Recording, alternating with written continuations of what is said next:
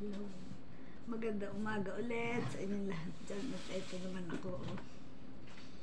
Nakita yung dalawang kamuting kahoy.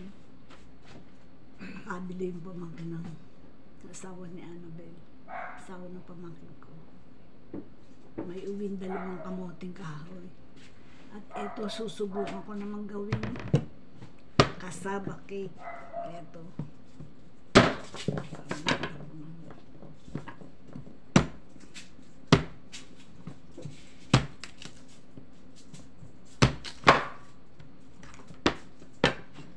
Medyo maitim-itim eh. Kasi yung isang araw pa ito nakalimutan ng gawin.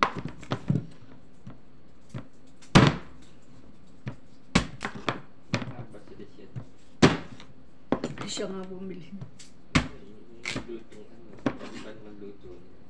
Nilalaga daw, tsaka ginagataan. Sinabi niya nga sa akin, tita, lutuin, hindi ko na maasikaso luto. Dahil tinatamad na siya magluto, masama ang pakiramdam. Kaya nakalimutan niya ng iluto. Nakita ko ito ng dala-dala. Sabi ko, masarap yan, nilaga lang ha. Oo nga daw. Sa kanila daw bansa, marami din ganito, kagaya sa Pilipinas. Niluluto daw nila sa gata. Tsaka nilalaga, sinasawsaw sa kinudkod ninyo. Tapos, sabi ko, wow, aanin mo yan. Yun nga daw ilalagay niya. Tapos nakalimutan niya na. Ando sa ilalim. Pinakita ko kagabi. Gabi niya, tita, iluto niyo na po. Hindi, nangingitim na nga yung loob eh.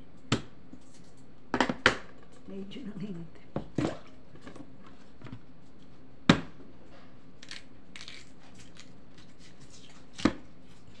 Kala ko nga ilalaga niya noon eh. Tinago doon sa ilalim. Nakalimutan niya na kasi masama ang pakiramdam ng araw.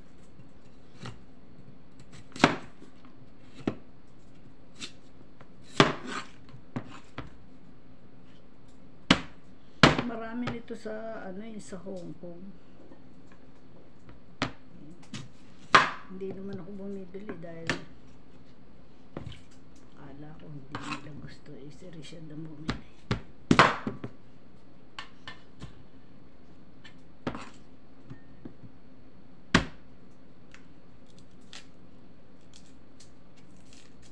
Hindi, subukan natin gumawa ng basta cake. Malay mo ma-perfect. Baka may gusto umorder ng sabak cake.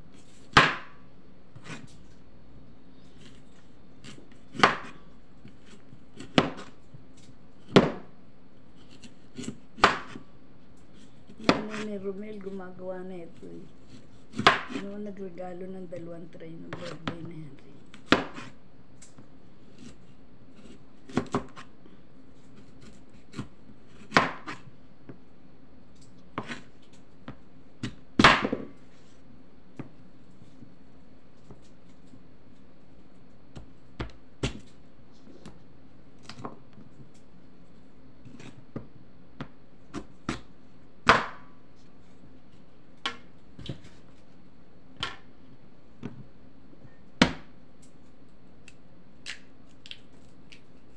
Dikit na ang balat eh. Pag sariwa to, angat, madaling balatan. Ito kapit na kapit ang balat.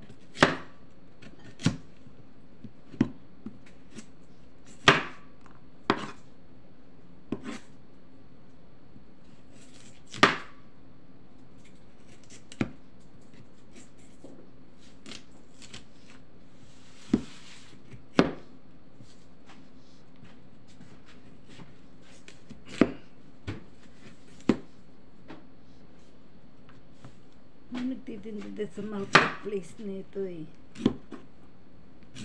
Kamuting kahoy. Sumang kamuting kahoy.